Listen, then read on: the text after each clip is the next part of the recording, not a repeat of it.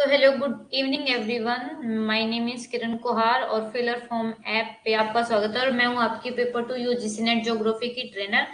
तो हमने जो दिन में अपना जो टॉपिक है रॉक्स, वो इग्नियस रॉक कंप्लीट कर दिया था और अभी हमें जो करना है वो करना है सेडिमेंट्री रॉक और मेटामॉर्फिक रॉक। आई होप आपने जो हमारी जो पहले जो फर्स्ट पार्ट है रॉक्स का वो क्लास देख लिया होगा सबने। गुड इवनिंग शगुफ्ता। आप सबने वो क्लास देख ली होगी और अगर नहीं देखी है तो आप देख लेना। अगर पहले आप वो क्लास नहीं देखोगे तो आपको ये जो क्लास है समझ में नहीं आएगी। आ भी जाएगी क्योंकि हम अब सेडिमेंट्री रॉक पढ़ेंगे, बट मेटामॉर्फिक रॉक के लिए आपको इग्नियस रॉक का पता होना चाहिए। ठीक है, तो हम अपना सेशन शुरू करते हैं।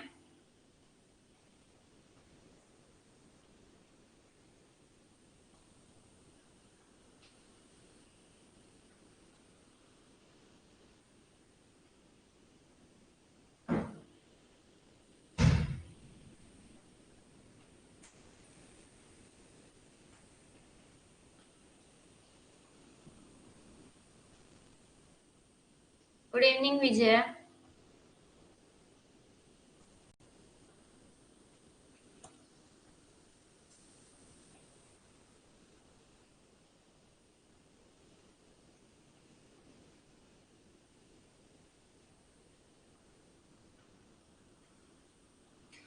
शिवू सर, जो रिकॉर्डेड क्लास है ना वो डला हुआ है, 1 घंटे बाद ही डल जाता है। जो क्लासेस हमारी 4 से 5 है तो 6 बजे वो ना अपलोड हो गया है।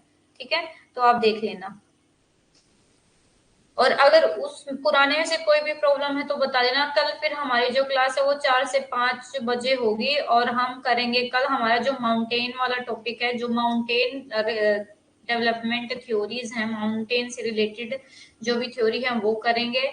और हमारा जो नेक्स्ट टॉपिक है इरोजन वेदरिंग, ये वाला इरोजन भी कल हम कंप्लीट कर लेंगे। कल ये दोनों टॉपिक कंप्लीट हो जाएंगे। ठीक है, तो हम शुरू करते हैं। अब है हमारा सेडिमेंट्री रॉक।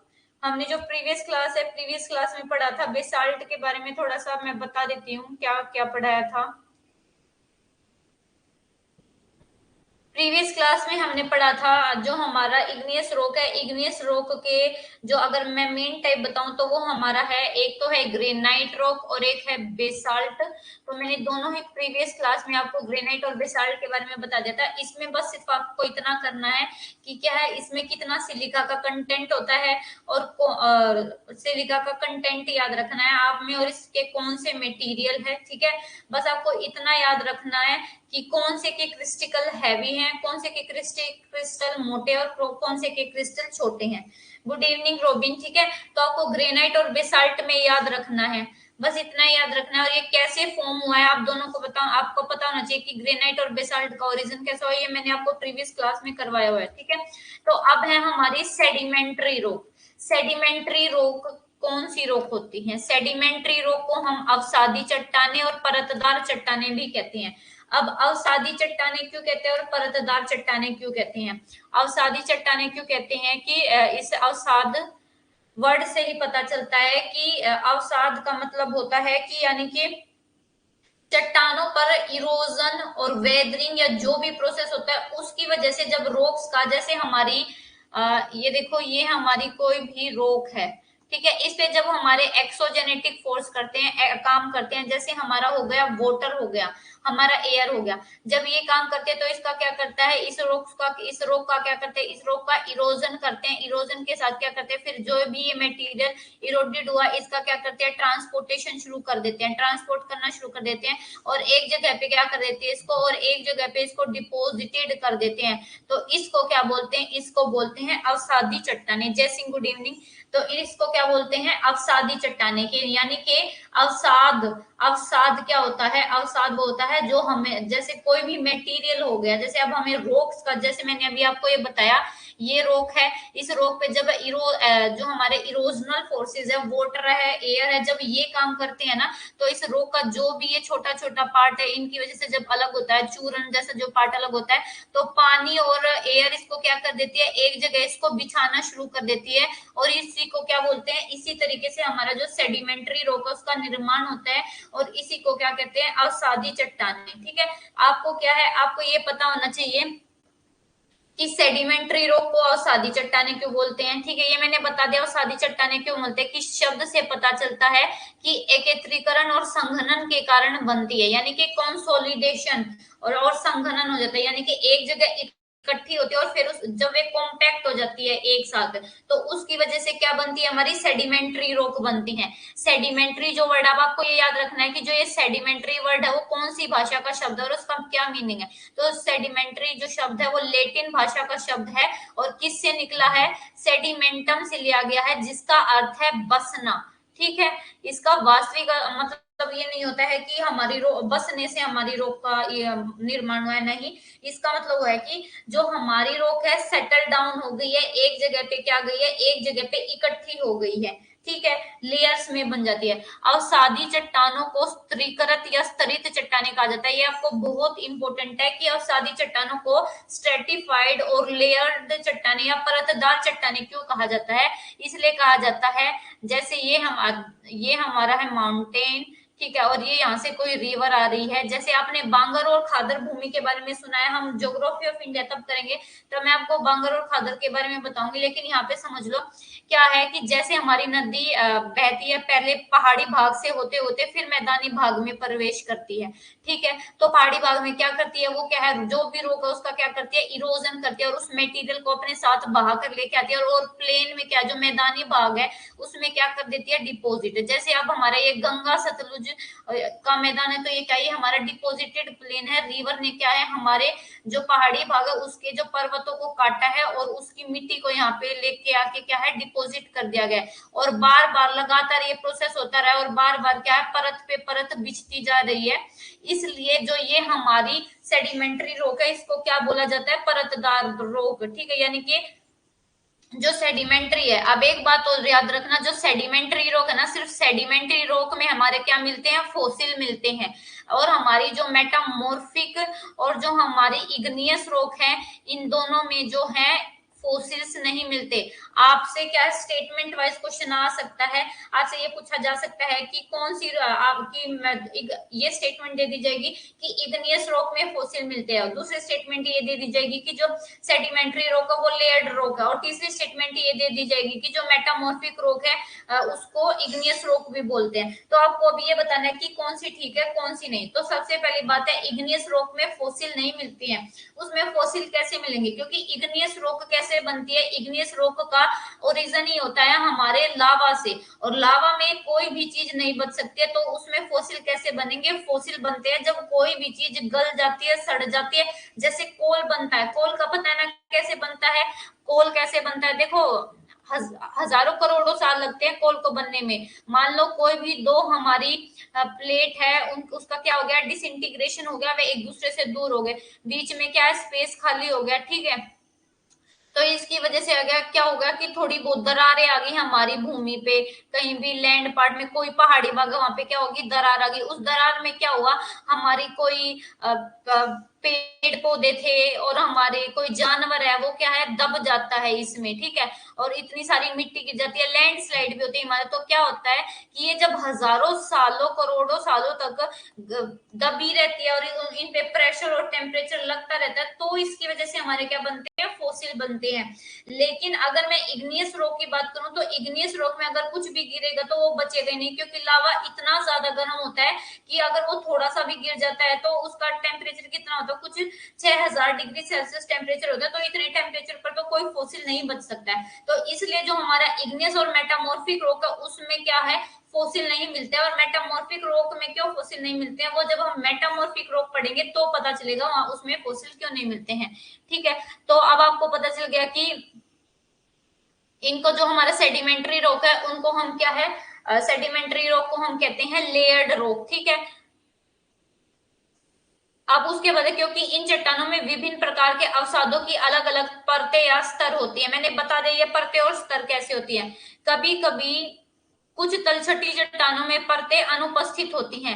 ये क्या कहते हैं कि जैसे जरूरी नहीं है कि हर सेडिमेंट्री रॉक में क्या है, परतें मिले कि परत के ऊपर परत। जैसे हमारा लोएस है, लोएस का मैदान सबने सुना है कैसा बनता है, लोएस का मैदान बनता है हमारा वाटर प्लस एयर के एक्शन की वजह से हमारा लोएस का मैदान बनता है।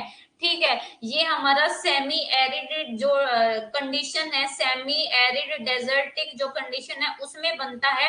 क्या होता है कि एक लेयर तो होती है हमारी इसकी मिट्टी की, और एक लेयर के ऊपर होता है पानी, मिट्टी पानी, मिट्टी पानी। ठीक है। तो ये क्या कहते हैं कि कुछ लेयर ऐसी होती है, कुछ हमारा जो कुछ जो हमारी जो सेडिमेंट्री रॉक है वो ऐसी होती है जिसमें क्या है, लेयर नहीं मिलती, तो उसका एग्जांपल है लोइस। ठीक है।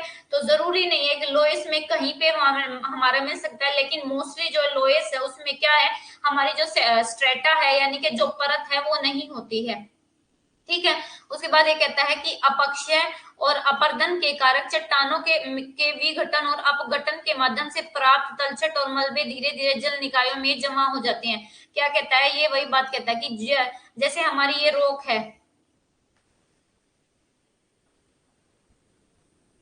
जैसे हमारी ये रोक है, ठीक है, इस रोक का जैसे जैसे इरोजन होगा, वेदरिंग होगी, तो क्या होगा, ये धीरे धीरे क्या है, जो हमारे जैसे हमारी रिवर है, रिवर जब पहाड़ को काट के लेके आती है तो क्या है, उसका अपने साथ जो भी मटेरियल लेके आते हैं उसको क्या है, हमारा अपनी घाटियों में जमा कर देती है। ठीक है। तो यहाँ पे ये बात कह रखी है कि चट्टानों के विघटन यानी कि डिकम्पोजिशन और क्या है, डिसइंटीग्रेशन। डिकम्पोजिशन और डिसइंटीग्रेशन क्या होता है, डिसइंटीग्रेशन होता है जब चट्टान का कोई भाग जब चट्टान से अलग हो जाता है, और डिकम्पोजिशन क्या है, उसका विघटन हो जाता है। डिकम्पोजिशन कौन करता है, हमारे कुछ वो होते हैं, जैसे हमारे प्राणी होते हैं, जंतु, जीव जंतु होते हैं, वो क्या करते हैं, डिकम्पोजिशन कर देते हैं। उसके माध्यम से क्या होता है कि उससे हमें क्या प्राप्त होता है, तलछट प्राप्त होता है। और फिर क्या है, और ये जो तलछट है ये धीरे धीरे कहाँ है, जल निकायों में, जैसे रिवर अपनी घाटी में इकट्ठा कर लेता है, ऐसे हो जाता है। ठीक है। इस प्रकार तलछट और मलबे की परतें नियमित रूप से जमा होती रहती हैं। ठीक है। तो ऐसे क्या है, एक परत के बाद एक परत के बाद क्या है, हमारा जो तलछट है वो जमा होता रहता है। और क्या है, निरंतर ऐसे क्या है, वजन यानी कि वजन और दबाव बढ़ता है, और इस प्रकार विभिन्न परतें क्या है, कंसोलिडेटेड हो जाती है, समेकित हो जाती है। ठीक है। उनको पहचान नहीं पाता, एक दूसरे में क्या है, गुत्थित हो जाती है। और असादी चट्टानों का क्या है, एक संकुचित हो जाती है, यानी कि जैसे एक लेयर, दो लेयर, तीन लेयर, इन पे एक दूसरे का इतना ज्यादा प्रेशर होता है, इतना ज्यादा प्रेशर होता है कि ये एक दूसरे में क्या है, मिल जाती है, पता नहीं चलता कौन सी लेयर कहाँ से स्टार्ट होती है। और इनको क्या कहा जाता है, इनको कहा जाता है अवसादी चट्टाने। ठीक है। उसके बाद ये हमारे जो पीजी वर्सेस्टर, उन्होंने क्या है, एक पीजी वॉर्सेस्टर ने क्या दिया, पीजी वॉर्सेस्टर ने बताया है इसकी सेडिमेंट्री रॉक है जो उसकी डेफिनेशन दी है, तो यह पढ़ लेना। ये देखो, सेडिमेंट्री रॉक क्या है, हमारे किसके से फॉर्म होते हैं, due to aggradation and compaction of sediment. Sediment के एग्रेडेशन और कॉम्पैक्टेशन की वजह से, यानी कि इकट्ठा होने, एकत्रित होने और संकुचित होने की वजह से बनती है। और जो ये सेडिमेंट्री वर्ड है, ये कैसा वर्ड है, ये लेटिन वर्ड है, सेडिमेंटम से लिया गया, जिसका मतलब होता है सेटलिंग डाउन, यानी कि नीचे बैठ जाना। और सेडिमेंट्री रॉक को हम क्या कहते हैं, स्ट्रेटिफाइड और लेयर्ड रॉक कहते हैं। क्यों, क्योंकि ये rock, because these rock have different layer और स्ट्रेटा, इसमें क्या है, लेयर और क्या मिलते हैं, स्ट्रेटा मिलते हैं। ठीक है। किसके, सेडिमेंट के, अवसाद के। इनको क्या है, सेडिमेंट्री रॉक, अवसादी रॉक, परतदार चट्टाने, ये सब इनके नाम है। और कुछ जो लेयर्स हैं वो कैसी होती है, उनमें सेडिमेंट्री रॉक में लेयर नहीं मिलते, जैसे लोइस। ठीक है। उसके बाद है, जो भी ये डिसइंटीग्रेशन से और डिकम्पोजिशन से जो भी हमें मटेरियल प्राप्त होता है वो कहाँ इकट्ठा होता है, वेदरिंग और इरोजन के प्रोसेस के थ्रू वाटर बॉडीज में इकट्ठा हो जाता है। ठीक है। ऐसे क्या है, लेयर के बाद लेयर सेडिमेंट की इकट्ठी होती रहती है और कॉन्टिन्यूस सेडिमेंटेशन होता रहता है, जिसके वजह से वेट और प्रेशर के इंक्रीज होने के साथ क्या है, ये एक दूसरे में इस तरीके से समा जाते हैं कि किसी को पता नहीं चलता है कि कौन सी लेयर कहाँ से शुरू होती है, और क्या है, एक रॉक बन जाती है, एक पूरी चट्टान बन जाती है, जिसको क्या कहा जाता है, अवसाद, सेडिमेंट्री रॉक। ठीक है। अब हमारी है जो सेडिमेंट्री रॉक है, सेडिमेंट्री रॉक की विशेषताएं क्या है। जो हमारी सेडिमेंट्री रॉक है, अवसादी चट्टाने पुरानी चट्टानों, पौधों और जंतुओं से प्राप्त अवसादों से बनती है। ठीक है। मैंने अभी बताया था कि जो अवसादी चट्टाने हैं वो किस किस से बनती है, उसमें हमारे पौधे भी होते हैं, जंतु भी होते हैं, इन सब का जो भी अवसाद या अवशिष्ट पदार्थ होता है, उन सब से हमारी क्या, उन सब से हमारी ये अवसादी चट्टाने बनती हैं। और इस प्रकार जो ये चट्टाने, इन चट्टानों में पौधों और जानवरों के जीवाश्म होते हैं, उनके जो गुण हैं वे भी होते हैं। ठीक है। जिस कारण ये जो चट्टाने, ये बहुत ज्यादा उपजाऊ होती है, और उस चट्टान के अगर हमें कोई भी चट्टान है, सेडिमेंट्री रॉक है, अगर हमें इसकी एज का पता लगाना है कि ये जो चट्टान है ये कितनी ज्यादा पुरानी है, तो हम इसमें पाए जाने वाले जो फोसिल्स हैं उनसे पता लगा सकते हैं कि इस जो चट्टान है, इस चट्टान की एज क्या है। जीवाश्म के एनालिसिस के बेस पर पता लगाया जा सकता है कि कोई भी चट्टान है वो कितनी ज्यादा पुरानी है, कब बनना शुरू हुई थी। ठीक है, उसके बाद है जो हमारी अवसादी चट्टाने हैं विश्व के सबसे बड़े तय क्षेत्रों में पाई जाती है। अगर मैं बात करूं कि हमारा जो ये हमारा अर्थ का क्रस्ट है, इस पर सबसे ज्यादा कौन सी चट्टान फैली है, तो हमारी इस पर सबसे ज्यादा चट्टान फैली है 75% भाग पर हमारी है सेडिमेंट्री रॉक, और 25% भाग पर है हमारी इग्नियस और कायांतरित रॉक, यानी कि आग्नेय और कायांतरित रॉक। लेकिन अगर मैं ये बात करूं कि संरचना में, यानी कि जो हमारी चट्टान है उसकी संरचना में सबसे ज्यादा जो प्रतिशत है वो किसका है, तो संरचना में सिर्फ जो सेडिमेंट्री रॉक है वो सिर्फ 5 केवल है। अगर संरचना में बात करें तो 95% हमारे आग्नेय और किसका है, मेटामॉर्फिक रॉक का। ठीक है, तो ये आपको पता होना चाहिए कि संरचना के बेस पर किसका प्रतिशत ज्यादा है, और जो है अगर कवरेज के ऊपर देखा जाए कि कितने ज्यादा एरिया में कौन सी जो रॉक है वो फैली हुई है, तो सबसे ज्यादा हमारी फैली हुई है स्टेप पर, यानी कि अर्थ के क्रस्ट पर सबसे ज्यादा फैली हुई है 75%। हमारी कौन सी रॉक फैली हुई है, हमारी सेडिमेंट्री रॉक। आपसे पेपर में ये पूछा जाता है, ये 75% करके ही दे देंगे कि इतने एरिया में ये फैली हुई है, क्या ये सच है? ठीक है, तो आपको ये याद होना चाहिए। देखो जो सेडिमेंट्री रॉक है वो कैसे are formed of sediment and derive from older rock, plant and animals के जो भी डेब्रीज है इन सब से मिलकर बना है। इसमें क्या है, फोसिल मिलते हैं। ठीक है, और ये किसी भी जो हमारी रॉक है उसकी एज का हम कैसे पता लगा सकते हैं, उसमें जो सेडिमेंट मिलता है या उसमें जो फोसिल मिलता है उसके बेस पर हम पता लगा सकते हैं कि कोई भी रॉक वो कितनी पुरानी है। ठीक है, उसके बाद जो सेडिमेंट्री रॉक है, अगर देखें तो सेडिमेंट्री रॉक आर फाउंड और largest surface area of the globe. पूरे ग्लोब की बात करें तो पूरे ग्लोब पर सबसे लार्जेस्ट एरिया में हमारी मिलती है 75% एरिया पर हमारी मिलती है सेडिमेंट्री रॉक।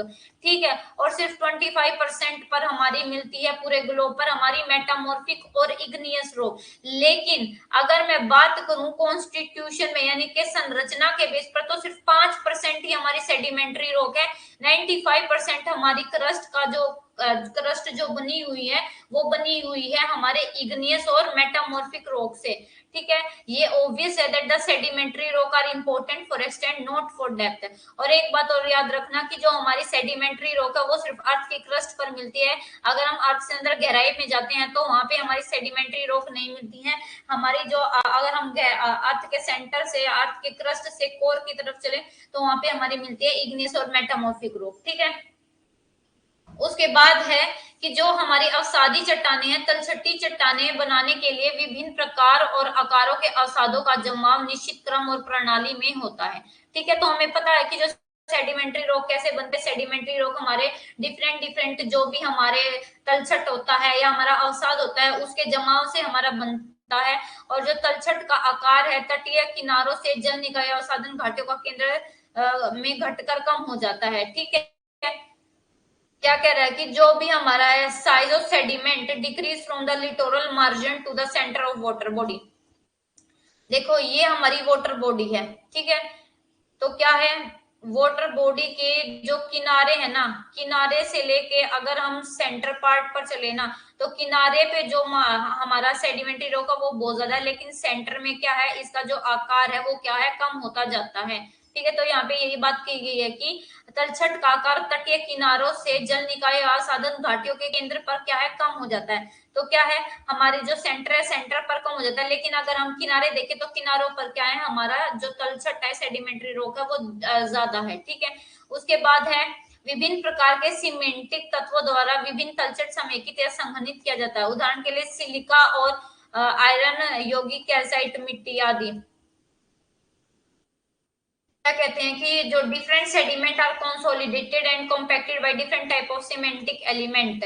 जो हमारे डिफरेंट टाइप के जो सीमेंटिक एलिमेंट है वो क्या करते हैं कि जो हमारी सेडिमेंट्री रॉक है उसको क्या करते हैं, उसकी सीमेंटिक कर देते हैं और उसको क्या है, कंसोलिडेट एक साथ कर देते हैं, उसको एक साथ इकट्ठा कर देते हैं, गुथ देते हैं। जैसे हमारा सिलिका है, आयरन ऑक्साइड है, कैल्साइट है, ये है। उसके बाद ये कहते हैं, ये इंपॉर्टेंट है, ये आपको याद रखना है कि दो जो हमारे सेडिमेंट्री रॉक है, तलछटी चट्टानों में कई परतें या परतें होती है, लेकिन ये शायद ही कभी क्रिस्टलीय चट्टानें होती हैं। अब ये बात याद रखना कि जो हमारी तलछट यानी कि जो हमारी सेडिमेंट्री रॉक है, उसमें क्या है, क्रिस्टलाइजेशन नहीं होता। क्रिस्टलाइजेशन कैसे होता है, जैसे हमारे दानेदार जो हमारी इग्नियस रॉक है ना, वो क्रिस्टलाइन होती है, उसमें दाने दाने होते हैं। वो दाने दाने क्यों होते हैं, क्योंकि उसमें जो मैग्मा होता है, मैग्मा के ठंडे या गर्म होने की वजह से उसमें छोटे छोटे दाने बन जाते हैं। लेकिन यहाँ पे कोई भी ऐसी सिचुएशन नहीं है सेडिमेंट्री रॉक में कि ये गर्म या ठंडी होती हो। इसमें क्या है, इसमें तो सिर्फ इरोजन और डिपोजिशन होता है, इसलिए इसमें क्या है, क्रिस्टल नहीं मिलते हैं, ये बात याद रखना।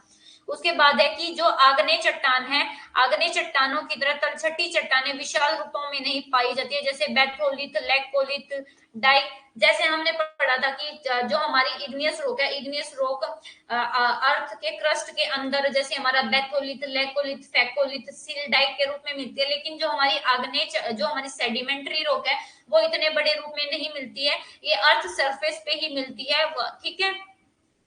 उसके बाद जो तलछटी चट्टान है, तलछटी चट्टानों की परतें शायद ही कभी मूल क्षैतिज रूप में पाई जाती है।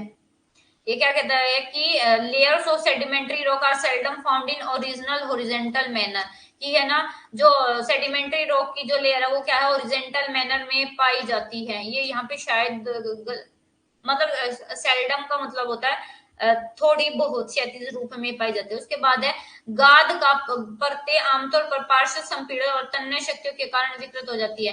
क्या कहता है कि जो हमारा ये जो हमारी गाद होती है, गाद एक तरीके से ये जो मिट्टी है, जो रिवर अपने साथ मिट्टी को बहा के लेके आई है, यही होती है हमारी रोक ही होती है। रोक बाद में क्या कर, जब ये कंसोलिडेटेड हो जाती है तो क्या है, एक रोक का रूप ले लेती है।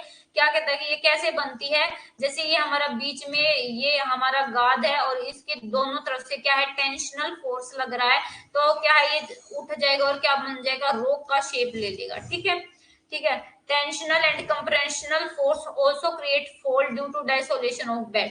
टेंशनल और कंप्रेशनल फोर्स की वजह से फॉल्ट भी पड़ते हैं। जो अधिकांश जो तलछटी चट्टानें हैं पारगम्य और झरझरा, लेकिन उनमें कुछ गैर झरझरा और अभेद्य भी है, यानी कि जो हमारी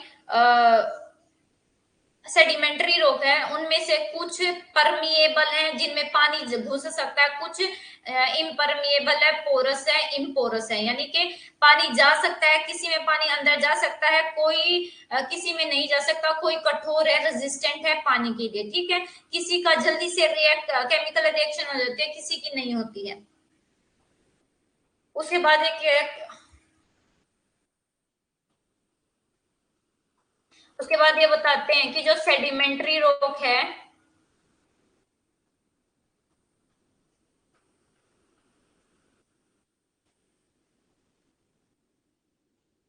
अच्छा, जो तलछटी चट्टाने हैं अच्छी तरह से समेकित, सेमी कंसोलिडेटेड और यहाँ तक कि असमेकित भी हो सकती है। यानी कि ये क्या कहते हैं कि जो सेडिमेंट्री रॉक है वो क्या वेल कंसोलिडेटेड हो सकती है, अच्छी तरीके से क्या संगठित हो सकती है, अच्छी तरीके से नहीं संगठित हो सकती है, और इवनली यानी कि कुछ संगठित है और कुछ नहीं है, ठीक है। तो जो ये कंपोजिशन है हमारे रॉक का, चट्टानों की संरचना सीमेंटिंग तत्वों और चट्टान की मिनरल्स पर, यानी कि चट्टान में कौन से मिनरल है कौन से नहीं है, उन पर भी डिपेंड करता है कि चट्टान कितनी ज्यादा कंसोलिडेटेड और सीमेंटिंग है, कितनी ज्यादा क्या है, एक दूसरे से चिपके हुए है। उसके बाद जो है अवसादी चट्टानों की विशेषता विभिन्न आकार के जोड़ों से होती है और आमतौर पर बेड प्लेन लंबवत है। क्या कहती है कि जो कंपोजिशन ऑफ रॉक्स की डिपेंड अपॉन नेचर, ये मैंने आपको बता दिया कि जो रॉक की कंपोजिशन है जिससे रॉक बनती है वो डिपेंड करती है जो एलिमेंट हमारे मिलते हैं। उसके बाद ये कहता है कि जो sedimentary rock are characterised by different size of joints, क्या उसमें डिफरेंट साइज के क्या है, कोई छोटा जॉइंट है, कोई बड़ा जॉइंट है, ऐसे मिलते हैं, लेकिन this are generally perpendicular to bedding plane. ये हम जहाँ पे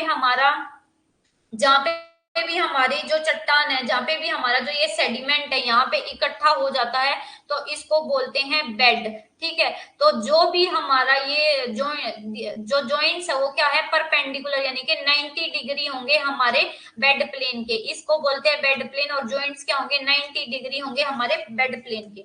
उसके बाद ये जो पार्ट आपको इंग्लिश में ही याद करना है कि जो sedimentation unit in the,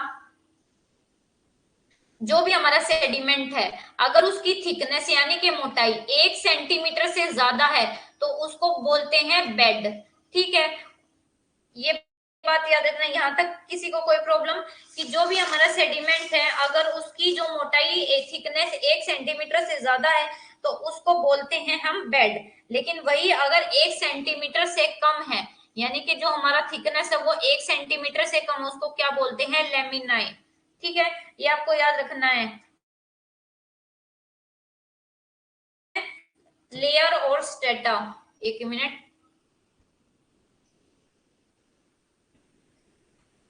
layer, bed और स्टेटा, अगर जो thickness unit having a thickness of more than 1 centimetre, अगर 1 सेंटीमीटर से ज्यादा तो उसको बोलते हैं लेयर और स्टेटा। अगर थिकनेस 1 सेंटीमीटर से ज्यादा है तो उसको क्या बोलते हैं, लेयर, स्टेटा और बेड। ठीक है, बेड कहाँ कहते हैं, हम किसको कहते हैं, बेड कहते हैं जो भी हमारे की क्रस्ट है इस पे हमारा जहां यहाँ से जो है सेडिमेंट्री रॉक, या मान लो ये सेडिमेंट्री रॉक डिपॉजिट होगी तो ये क्या होगा, ये इसका क्या होगा, बेड।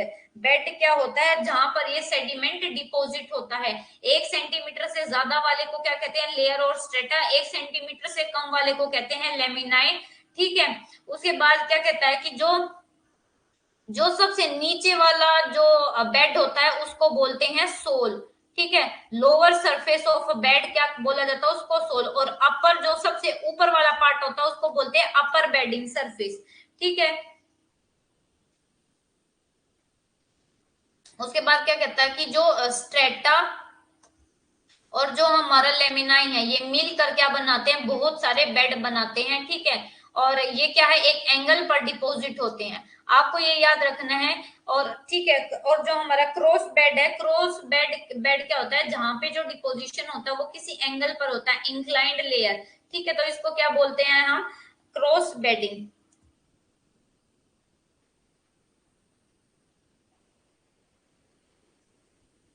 यहाँ तक आ गया समझ को सब।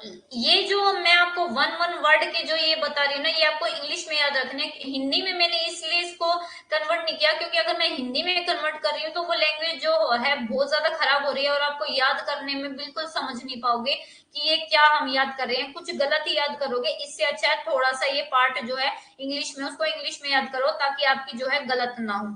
ठीक है, उसके बाद है the connecting plane between two consecutive bed और लेयर ऑफ सेडिमेंट्री रॉक, इसको कहते हैं बेडिंग प्लेन। किसको, जो दो हमारे प्लेन होते हैं, बेड प्लेन होते हैं, दो लेयर होती हैं, इसको कनेक्ट करने वाले को क्या कहते हैं, इनके बीच वाले पार्ट को क्या कहते हैं, कनेक्टिंग प्लेन को हम कहते हैं bedding plane. Uniformity of two bed along a bedding plane is called conformity. ये क्या कहते हैं, जब हमारे बेड हैं, बेड वो होते हैं जहाँ पे हमारी जो डिपोजिशन है यानी कि सेडिमेंट्री रॉक का डिपोजिशन होता है, और ये दोनों बेड क्या है, सिमिलर है हर कंडीशन में, तो उसको बोलते हैं कॉन्फॉर्मिटी। और अगर ये सिमिलर नहीं है, when two consecutive are not uniform, तो उसको क्या बोलते हैं, अनकॉन्फॉर्मिटी। कॉन्फॉर्मिटी कहते हैं कि जब हॉरिजॉन्टल मैनर में ये क्या है, ये ऑल रिस्पेक्ट में सिमिलर है, लेकिन अगर ये सिमिलर नहीं है, इनका एंगल तो सेम है लेकिन जो इनकी केमिकल कंपोजिशन है वो सेम नहीं है। देखो ये हमारा जो कॉन्फॉर्मिटी है उसका मतलब है कि जो भी हमारी रॉक्स है वो क्या है, उनकी केमिकल कंपोजिशन और हमारी इनके जो हॉरिजॉन्टल मैनर में जो भी है ये सारे में क्या है, इक्वल है, सिमिलर है। लेकिन अनकॉन्फॉर्मिटी में ये होता है कि ये दो हमारी जो भी हमारे बेडिंग प्लेन है इन दोनों की केमिकल प्रॉपर्टी अलग है, एंगल अलग है, तो इसको क्या बोला जाता है, अनकॉन्फॉर्मिटी। उसके बाद जो हमारे डीबी थॉमसन है, इन्होंने क्या है, अनकॉन्फॉर्मिटी के टाइप बताए, ये बस आप पढ़ लेना क्या है, नॉन कॉन्फॉर्मिटी, एंगुलर अनकॉन्फॉर्मिटी, डिसकॉन्फॉर्मिटी और पैराकॉन्फॉर्मिटी। नॉन कॉन्फॉर्मिटी क्या होता है, जहां पे where sedimentary rock succeed igneous और मेटामॉर्फिक रॉक, जहां पे जो सेडिमेंट्री रॉक है वो इग्नियस और मेटामॉर्फिक रॉक से भी आगे चली जाती है, सक्सीड कर जाती है। एंगुलर अनकॉन्फॉर्मिटी जहां पे वेयर है horizontal sedimentary beds are deposited over previously folded और टिल्टेड स्टेटा। ठीक है, तो ये बस आपको क्या करना है, आपको पढ़ लेने हैं, ये पेपर के लिहाज से इंपॉर्टेंट नहीं है, पेपर के लिहाज से आपको याद रखना है कि कॉन्फॉर्मिटी क्या होती है और अनकॉन्फॉर्मिटी। आपसे ज्यादा ये पूछा जा सकता है कि डीबी थॉमसन ने कितने तरह की अनकॉन्फॉर्मिटी बताया है, तो आपको याद रखना है कि ये जो 4 तरीके की अनकॉन्फॉर्मिटी बताया है और इनके क्या है, इनको इनकी जो वन वन वर्ड की आपको कैरेक्टरिस्टिक दे दी जाएगी और मैच द फॉलोइंग में ये दे दिए जाएंगे, तो आपको क्या है इसको याद कर लेना है। ये देखो ये है हमारी एंगुलर अनकॉन्फॉर्मिटी, ठीक है, ये हर मायने में क्या है सिमिलर है। ये डिसकॉन्फॉर्मिटी ये क्या है सिमिलर नहीं है, और ये है नॉन कॉन्फॉर्मिटी। आपको एंगुलर अनकॉन्फॉर्मिटी, डिसकॉन्फॉर्मिटी, ठीक है, तो ये क्या है, ये सारी एक ही चीज आपको याद रखनी है। उसके बाद हमारा जो सेडिमेंट्री रॉक है, सेडिमेंट्री रॉक का क्लासिफिकेशन। तो जो हमारी सेडिमेंट्री रॉक है, सेडिमेंट्री रॉक का classification on the nature of sediment. Sediment का नेचर है एक तो जो मैकेनिकली और एक केमिकली। मैकेनिकली ये होती है कि जब जब फिजिकली इरोजन होता है, जैसे फिजिकली इरोजन चार पांच तरीके से हो सकता है कि देखो जैसे ये हमारी रिवर है भाई, ये हमारा पहाड़ है और ये हमारी रिवर है। तो क्या है, रिवर के अंदर कुछ मटेरियल होता है, तो वे क्या करते हैं इस पे घिसाड़ करते हैं, अब्रेशन हो सकता है, एट्रीशन, जब कण एक दूसरे से टकराते चलते तो क्या उनका चूरा होता रहता है, ठीक है। तो इसकी वजह से क्या है, हमारा जो ये मटेरियल है इसका क्या होता है, ये और छोटा होता जाता है और किसके रूप में गठित हो जाता है और परत के रूप में बच जाता है, और इसकी वजह से ये जब परत के रूप में बिस्तर रहता है तो प्रेशर और उसके कारण बढ़ते बढ़ते क्या एक रॉक की शेप ले लेता है, ठीक है। तो मैकेनिकली जो फॉर्म होते हैं वो होते हैं हमारे sandstone, conglomerate, clay rock, shale और लोएस, ठीक है। और केमिकली फॉर्म होते हैं जिप्सम और साल्ट रॉक। और ऑर्गेनिकली हमारी फॉर्म होती है लाइमस्टोन, डोलोमाइट, कोल और पीट। आपको पता है कोयला कैसे बनता है, पीट, ठीक है। कोयला मैंने अभी बताया कि कोयला कैसे बनता है। उसके बाद है ट्रांसपोर्टिंग एजेंट के बेस पर, तो आर्जिलियस और एक्वेशियस रॉक, यानी कि पानी के थ्रू जो सेडिमेंट्री रॉक बनती है। तो मेराइन रॉक, ठीक है, पानी में जो रॉक होती है उनके इरोजन डिपोजिशन की वजह से। लेक्चुरस्ट्राइन रॉक यानी कि झीलों में जो रॉक होती है, जो मिट्टी होती है उसकी वजह से जो सेडिमेंट्री रॉक बनती है, और रिवर से जो सेडिमेंट्री रॉक बनती है। एओलिन रॉक में हमारी आ गई लोएस, और ग्लेशियर सेडिमेंट्री रॉक में आ गई हमारी टिल और मोरेन। टिल और मोरेन, जो हमारा मोरेन है ये लास्ट जो डिपोजिशन होता है हमारा, जो ग्लेशियर में जो डिपोजिशन होता है हमारा टिल और मोरेन, उसको बोलते हैं मोरेन। सबसे एंड टर्म है, इसके चार पार्ट होते हैं, टर्मिनल मोरेन, एंड मोरेन। ये सब आपको आगे जब हम ग्लेशियर जियोमॉर्फोलॉजी पढ़ेंगे तब पता चलेगा, ठीक है। उसके बाद ये देखो ये हमारे हैं सेडिमेंट्री रॉक के type, sandstone, conglomerate, clay rock and shale, calcareous rock, carbonate rock, ठीक है।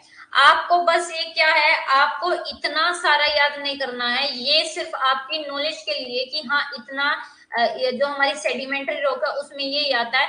आपको बस क्या करना है, जैसे ये सैंडस्टोन है, बालू पत्थर है, इसका क्या करना है, ये कैसे फॉर्म हुआ है बस। और जैसे ये हमारा जो ओशनोग्राफी आएगी, ओशनोग्राफी में जब हम मटेरियल करेंगे जो ओशन में हमारे मिलते हैं पदार्थ, खनिज पदार्थ, उसमें भी करेंगे सैंडस्टोन, तो आप वहां पे ये याद कर सकते हो। बस आपको इतना याद रखना है कि ये कैसे बने हैं। Sandstone are form due to deposition, cementation and consolidation of sand grains के कंसोलिडेशन की वजह से बनती है। और इसको है ना क्या है, चार पार्ट, पांच पार्ट में डिवाइड किया है। Very coarse sand, medium sand, fine sand और वेरी फाइन सैंड, ठीक है। आपको ये याद रखना है। यहाँ तक किसी को भी कोई प्रॉब्लम, कोई चीज समझ नहीं आया, सेडिमेंट्री रॉक उसकी कैरेक्टरिस्टिक आपको टिप्स पे याद होनी चाहिए, क्योंकि वहीं से असर्शन रीजन के क्वेश्चन आते हैं। और आपको टाइप्स, जैसे आपको टाइप्स दे दिए जाएंगे, कैसे दे दिए जाएंगे, आपको स्टेटमेंट दे दी जाएगी और ये पूछ लिया जाएगा कि टाइप्स ऑफ सेडिमेंट्री रॉक कौन सा है कौन सा नहीं। तो आपको याद होना चाहिए कि सेडिमेंट्री रॉक का कौन सा टाइप है कौन सा नहीं। अगर किसी को भी यहाँ तक कोई भी प्रॉब्लम है तो मेरे को बता दो, क्योंकि जो हमारे टॉपिक आज कंप्लीट हो जाएगा, कल हम इरोजन और जो हमारा theories of mountain development theory है वो कंप्लीट करेंगे। अगर किसी को कोई भी प्रॉब्लम नहीं है तो वो थम्स अप कर दे, मैं समझ जाऊंगी, या फिर यस लिख दो जल्दी से।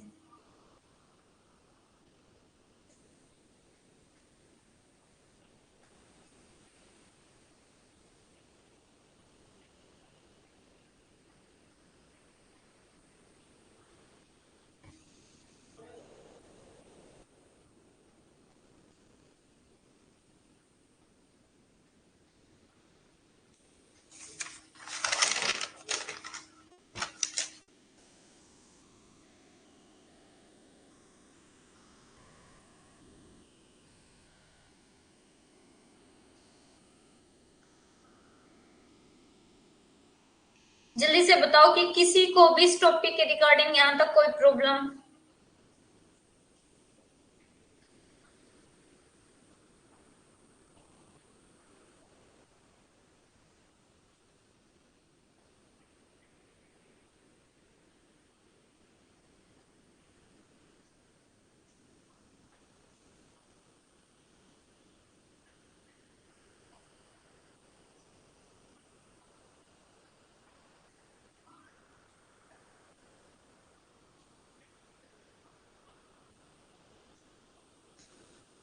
जल्दी से बताओ, इतने में आगे आपको समझा देती हूँ कि जो हमारा सैंड स्टोन है, सैंड स्टोन कैसा है, रेड और ग्रे हो जाता है।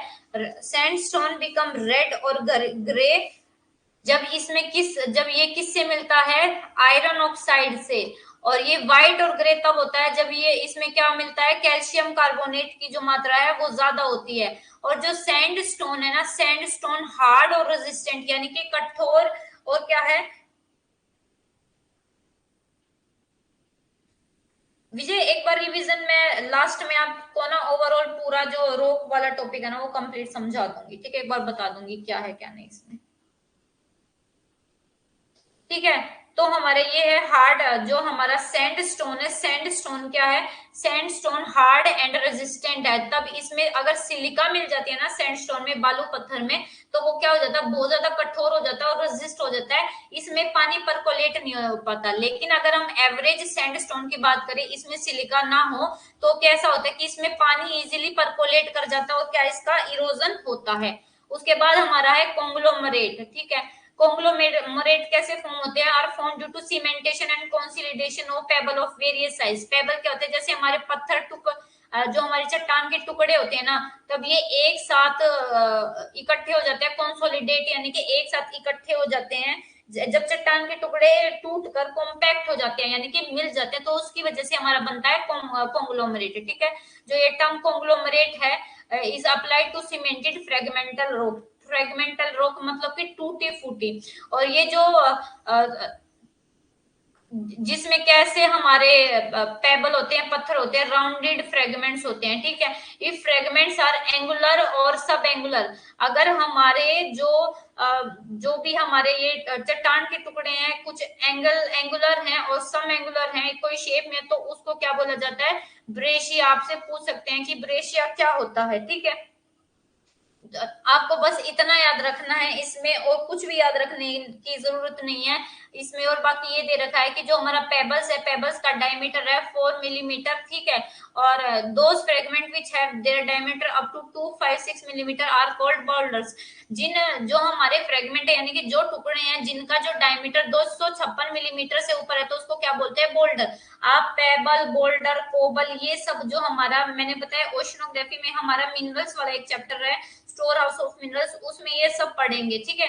किसका साइज कितना, तो आपको यहाँ पे साइज याद रखने की जरूरत नहीं है, वहां पे आपको एक पूरी टेबल दी जाएगी वो याद रखनी है, ठीक है।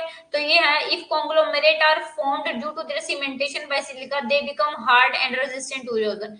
अच्छा, अगर कॉन्ग्लोमरेट में सिलिका को मिला दिया जाए तो जो कॉन्ग्लोमरेट है वो कैसा, बहुत ज्यादा हार्ड और रेजिस्टेंट रॉक है, इनका इरोजन नहीं हो सकता, ना कोई केमिकल रिएक्शन हो सकती है। उसके बाद है clay rock and shale clay, यानी कि जो हमारी क्ले मिट्टी होती है, ये कैसी बनती है, due to deposition and cementation. जो हमारे फाइन सेडिमेंट होते हैं यानी कि जिनका साइज बहुत ज्यादा छोटा होता है, इनका साइज कितना होता है 0.33 मिलीमीटर टू 0.004 मिलीमीटर। तो इतना जब छोटा साइज होता है तब उनका डिपोजिशन होता है, यानी कि जब ये एक साथ इकट्ठे हो जाते हैं तो उसको क्या बोलते हैं, उसको बोलते हैं हम क्ले रॉक, ठीक है। तो ये जो ये साइज के अकॉर्डिंग है, और ये क्या हो जाते हैं, इकट्ठे हो जाते हैं। Silt and clay are soft and weak rock but they are definitely impervious, ठीक है। Clay rock are formed exclusively of kaolin mineral से बना होता है। आपसे ये क्वेश्चन पूछा जा सकता है कि जो हमारी क्ले रॉक है वो कौन से मिनरल से बनी है, तो वो हमारे केवलिन मिनरल से बनी हुई है। Hence these are least affected. तो इनमें जो केमिकल वेदरिंग है वो क्या है, केमिकल वेदरिंग बहुत कम इफेक्टेड है, लेकिन इनका क्या है, इरोजन हो सकता है, ठीक है।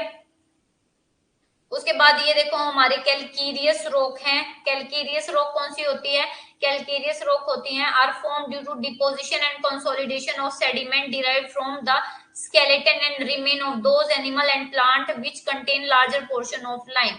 ठीक है। कैलकेरियस यानी कि जिनमें कैल्शियम कार्बोनेट की मात्रा ज्यादा होती है, तो वो सारे एनिमल प्लांट जिनमें हम जो लाइम है, चूना पत्थर है, उसकी मात्रा ज्यादा होती है, उसके डिपोजिशन की वजह से क्या बनता है हमारी कैलकेरियस रोग यानी कि चूना पत्थर रोग। कैल्शियम की रोग कैसे बनती है, जैसे हमारा लाइम है, लाइमस्टोन, इसमें क्या है, इसमें भी हमारा कैसा है, कैल्शियम कार्बोनेट है, कैल्शियम का पदार्थ है, और तो क्या है, इससे भी हमारा क्या है, कैल्शियम बनता है। तो लाइम से भी क्या है, हमारा कैल्शियम बनता है। तो ये देखो कि जो लाइमस्टोन है, मोस्ट सिग्निफिकेंट कैरेक्टरिस्टिक एग्जांपल हमारे कैलकेरियस रॉक का। जो भी हमारा लाइमस्टोन है, चूना पत्थर है, उसमें क्या, उसमें हमारा है कैल्शियम कार्बोनेट मिलता है, कैल्शियम रॉक मिलती है। तो जो भी हमारे प्लांट एनिमल जिनमें कैल्शियम की मात्रा है, और उनके जब वे मर जाते हैं और जैसे वो डेड हो जाते हैं, तो वे डेड हो जाते हैं, तो उनकी बॉडी का जो भी स्केलेटन पार्ट वगैरह वो क्या है, हमारे जो अर्थ की क्रस्ट के ऊपर रह जाता है, या तो वे क्या है, जो हमारा कोई वोटर है, कोई भी हमारा जो एक्सोजेनेटिक फोर्स है, इसको क्या करता है, अपने साथ बा ले जाता है, और उसको क्या कर देता है, इकट्ठा कर देता है। तो ये होती है हमारी कैलकेरियस रॉक, जिसमें rock are collective called as carbonate rock. ठीक है। लाइमस्टोन और calcium carbonate, magnesium carbonate, dolomite, ये क्या है, हमारे कार्बोनेट रॉक है, इंपॉर्टेंट है। तो कैलकेरियस रॉक सिर्फ वो है जिसमें हमारे कार्बोनेट्स मिलते हैं, जैसे हमारे लाइमस्टोन में मिलता है कैल्शियम कार्बोनेट मिलता है, हमारे मैग्नीशियम कार्बोनेट में कार्बोनेट मिलता है। तो जब हमारा कैलकेरियस जो मटेरियल है वो इकट्ठा होता है, तो उसकी वजह से कैलकेरियस रॉक मिलती है। उसके बाद हमारा कार्बोनेशियस रॉक, कार्बोनेशियस रॉक कौन से थे, जिसमें कार्बनिक मटेरियल होता है। ठीक है, कार्बनिक मटेरियल होता है। These rock are form due to transformation of vegetation because of their burial during earth movement. अच्छा, अब आप सबको पता है कार्बोनेशियस रॉक कौन सी होती है, कार्बोनिफेरस रॉक। कार्बोनिफेरस काल में जो भी हमारा कोल बना था, वो कैसे बना था, वो इसी की वजह से बना था, जब बहुत सारी जो वनस्पति है, मिट्टी है, वेजिटेशन है, वो दब गई थी, और उस पे क्या है, प्रेशर और वेट लगा, उसकी वजह से वो क्या है, उसकी वजह से हमारे क्या बनी, कार्बोनेशियस रॉक। ये वही दे रखा है कि ट्रांसफॉर्मेशन ऑफ वेजिटेशन का जब ट्रांसफॉर्मेशन हो गया of their burial during earth movement, हमारी अर्थ मूवमेंट हुई, या तो कोई दो प्लेट एक दूसरे से दूर गई या पास आई, तो उसके क्या है, उसमें क्या है, हमारी जो वेजिटेशन है वो दब गई, और उस पर प्रेशर लगा, दबने से उस पर प्रेशर लगा, टेम्परेचर में भी क्या इंक्रीज डिक्रीज हुआ, इसकी वजह से क्या हमारी कार्बोनेशियस रॉक बनी। ऐसे ही हमारी सिलिशियस रॉक है। सिलिशियस रॉक कैसे बनती है, जिसमें सिलिका कंटेंट ज्यादा होता है। तो जो सिलिशियस रॉक है वो कैसे बनती हैं, due to aggradation and compaction of waste from sponge and radiolarian organisms and diatom plant. तो जो भी हमारे डाइटम प्लांट होते हैं, रेडियोलेरियन ऑर्गेनिजम्स होते हैं, जो हमारे वाटर में मिलते हैं, इनके कॉम्पैक्टेशन और एग्रेडेशन से हमारे क्या है, सिलिशियस रॉक मिलते हैं। सिलिशियस रॉक मतलब जिनमें सिलिका, जो भी हमारा ऑर्गेनिज्म है जिनमें सिलिका कंटेंट ज्यादा होता है, तो उसकी वजह से बनती है हमारी सिलिशियस रॉक। ठीक है। अब हमारा है मेटामॉर्फिक रॉक। मेटामॉर्फिक रोग क्या है, मेटामॉर्फिक रोग इंक्लूड करती हैं that have been change either in form और composition without disintegration. Metamorphic rock वो होती हैं, ये ना तो वाटर की वजह से बनती है, ये ना वोल्केनिक इरप्शन से बनती है। ये बनती है जब इग्नियस रोक और जो सेडिमेंट्री रोक है, इनका जब फॉर्म में चेंज हो जाता है, ट्रांसफॉर्मेशन हो जाता है, टेम्परेचर और प्रेशर इंक्रीज होने के कारण, इनके लगने के कारण, मेटामॉर्फोज, जिसका मतलब है which mean change in form, उनकी जो शेप, उनकी जो फॉर्म है उसमें जब चेंज हो जाता है, तो उसको क्या बोलते हैं, मेटामॉर्फिक रोक। जो metamorphic rock are generally form due to change in form of sedimentary and igneous rock की जो फॉर्म है, जो स्ट्रक्चर है, उसमें जब चेंज हो जाता है, तो उसको बोलते हैं मेटामॉर्फिक रोक। और मेटामॉर्फिक रोक के एजेंट है हीट यानी कि टेम्परेचर, कंप्रेशन यानी कि दबाव, और सोल्यूशन यानी कि घुलना। ठीक है। उसके बाद देखो ये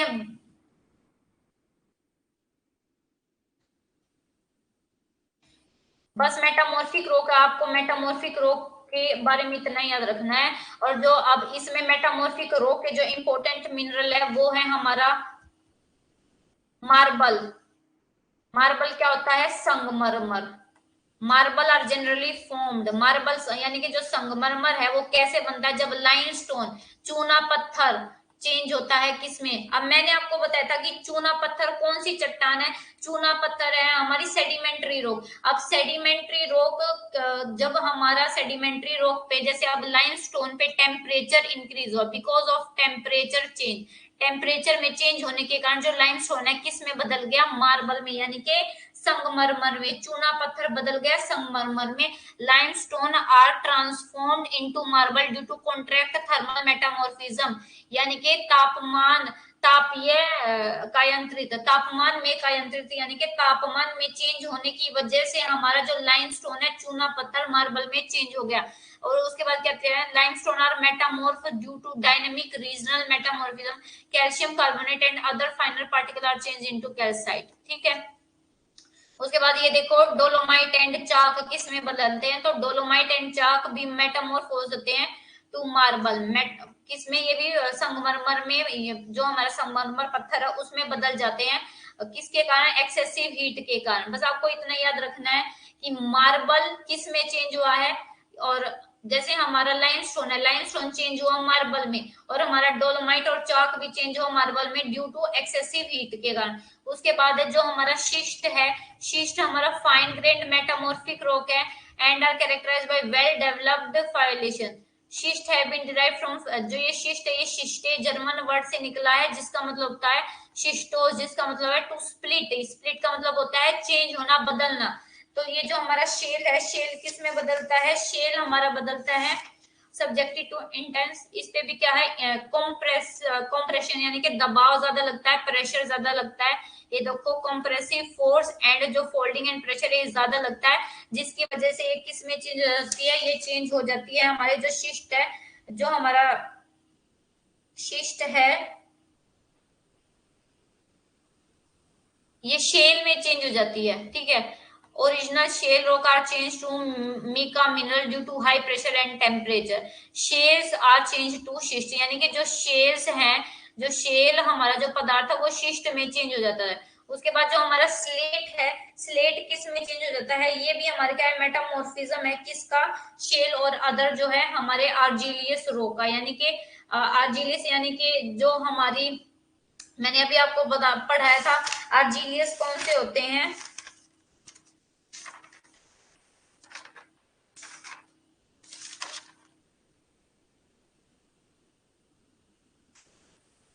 यानी आर्जिलियस वो होते हैं यानी कि पानी की मद में जो भी हमारा सेडिमेंट्री रॉक जो भी बनती है उसमें। ठीक है, तो बस आपको ये याद रखना है, जो नीसिस है, नीस आर कोस्ट grain metamorphic rock which are form due to metamorphism of conglomerate. Conglomerate के मेटामॉर्फिज्म की वजह से बनती है। Quartzite are generally form from sandstone. तो आपको इतना याद रखना है कि कौन सी रॉक का जो मेटामॉर्फिज्म है किसमें हुआ है। ये हमारा देखो, ये देखो, तो जो ये आपको ये जो चार्ट है आपके लिए बहुत ज्यादा इंपॉर्टेंट है, आपको याद रखना है, क्योंकि पेपर है, पेपर में क्या है आपको मैच द फॉलोइंग दिया जाता है, तो आपको ये पता होना चाहिए कि कौन किस में चेंज हुआ है। तो हमारी जो शेल है, शेल चेंज हुई है स्लेट में। देखो अवसादी चट्टानों के रूपांतरण से बनी जो हमारी सेडिमेंट्री रॉक है उनका मेटामॉर्फिज्म हुआ है, तो सेडिमेंट्री टू मेटामॉर्फिज्म। और आग्नेय चट्टानों का ये मेटामॉर्फिज्म हुआ है, और जो हमारी रूपांतरी यानी कि जो मेटामॉर्फिज्म थी उनका फिर से रीमेटामॉर्फिज्म हो गया है। तो आपको ये याद रखना है। तो जो हमारा शेल है वो किस में चेंज हुआ? स्लेट में। चूना पत्थर और डोलोमाइट किस में चेंज हुआ है? संगमरमर में। ठीक है, चोक और डोलोमाइट भी किस में चेंज हुआ है? संगमरमर में। और बालू का पत्थर किस में चेंज हुआ है? तो बालू का पत्थर यानी कि सैंडस्टोन हमारा चेंज हुआ है क्वार्ट्जाइट में। कॉन्ग्लोमरेट और बड़े कॉन्ग्लोमरेट हमारा चेंज हुआ है निस में। ग्रेनाइट, अब आग्नेय चट्टानों का रूपांतरण ग्रेनाइट हुआ है निस में। और बेसाल्ट एम्फीबोलाइट में। फिर बेसाल्ट का किस में हुआ? सिस्ट में भी हुआ है। उसके बाद हमारा रूपांतरित यानी कि जो मेटामॉर्फिज्म है, इन पे दोबारा से प्रेशर और टेम्परेचर इंक्रीज और इनका क्या हो गया? रीमेटामॉर्फिज्म हो गया। इनकी जो शेप है, जो इनकी फॉर्म है फिर से चेंज होगी। तो जो स्लेट है, स्लेट चेंज हुआ फाइलाइट में, और जो फाइलाइट है वो चेंज हुआ शिस्ट में, और ग्रेबो है वो किस में चेंज हुआ? सर्पेंटाइल में। तो आपको ये जो है ये याद रखनी है। उसके बाद ये देखो, ये हमारी जो रॉक साइकिल चलती है वो कैसे है, क्या है। देखो ये मैंने आपको बताया है कि जो हमारी ये हमारा मेटामॉर्फिक रॉक है। ठीक है। और ये हमारा इग्नियस रॉक है और ये हमारा सेडिमेंट्री रॉक है।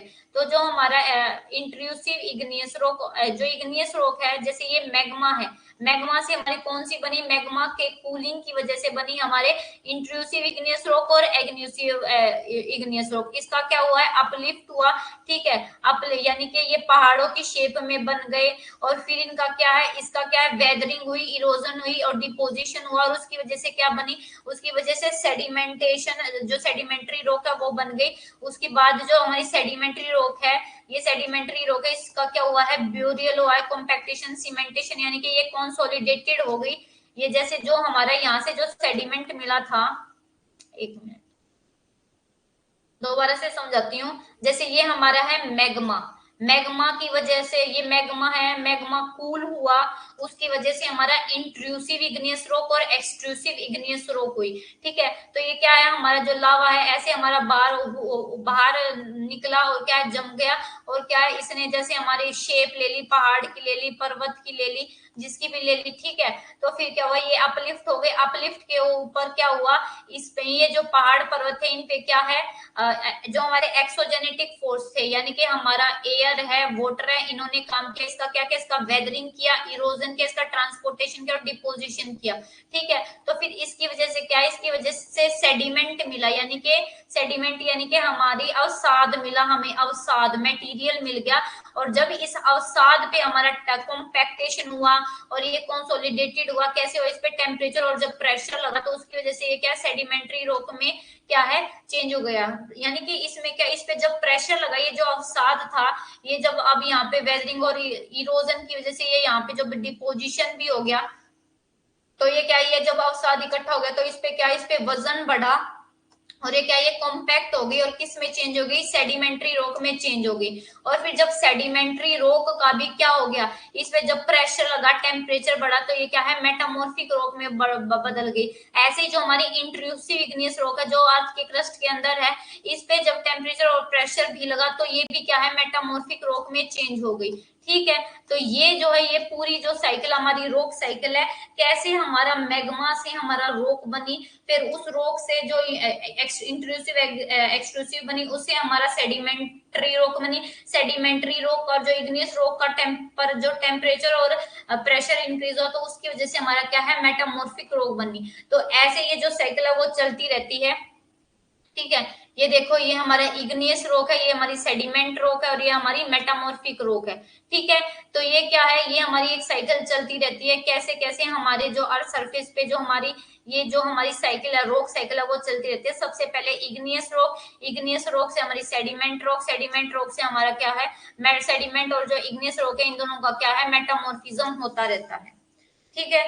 तो ये है हमारी क्लास। अगर यहाँ तक किसी भी बच्चे को कोई भी प्रॉब्लम है, एक बार ओवरव्यू ले लेते हैं कि हमने क्या क्या पढ़ा है।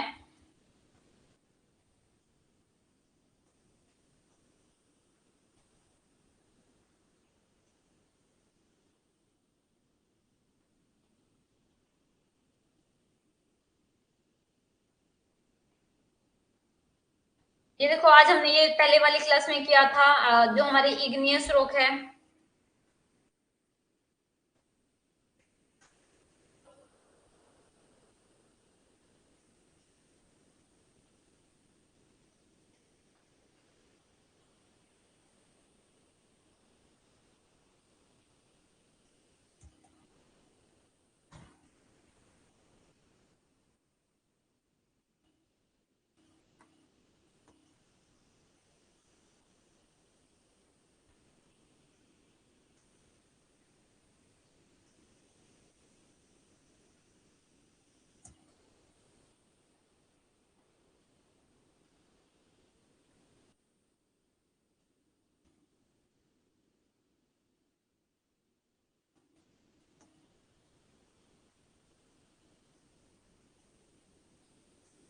देखो, सबसे पहले हमने आज एलिमेंट के बारे में पढ़ा, एलिमेंट क्या होता है। उसके बाद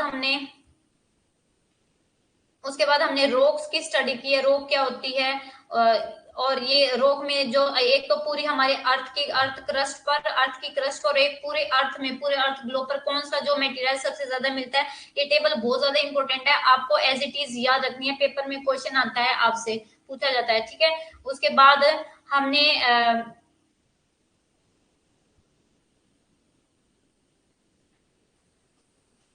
मिनरल के बारे में पढ़ा, रॉक के बारे में पढ़ा, और ये जो भी हमारी जो चट्टान है, रॉक्स है, रॉक्स के टाइप के बारे में पढ़ा, इग्नियस रॉक के बारे में पढ़ा, अवसादी, और ये हमने जो है हमारा जो ये डायग्राम है इसके बारे में समझा, ठीक है। तो ये जो इग्नियस रॉक है, टाइप ऑफ रॉक्स, ये सब हमने पढ़ा।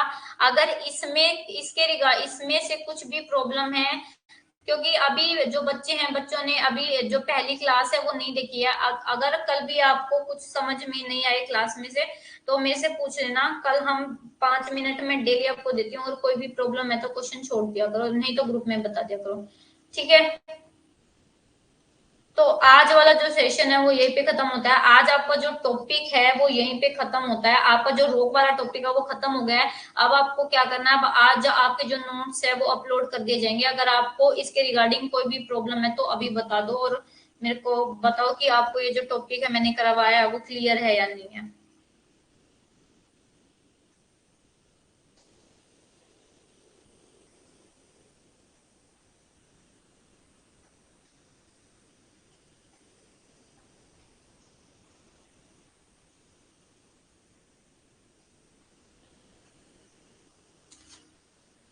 जल्दी से बताओ, क्लास क्लियर है? आज का जो मैंने पढ़ा है वो आप सबको क्लियर है?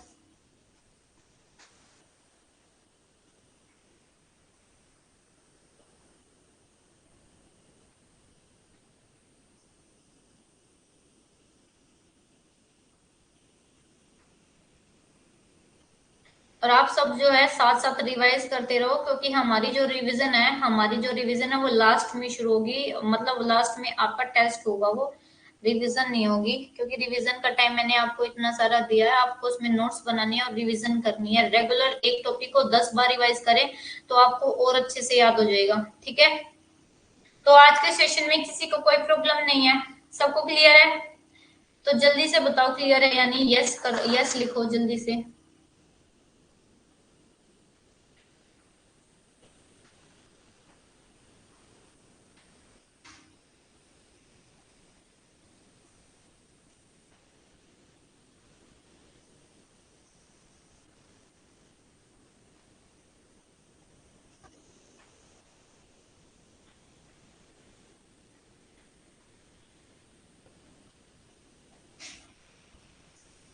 चलो ठीक है, फिर यहीं पे सेशन एंड करते हैं। अगर किसी को कोई प्रॉब्लम नहीं है तो कल मिलते हैं।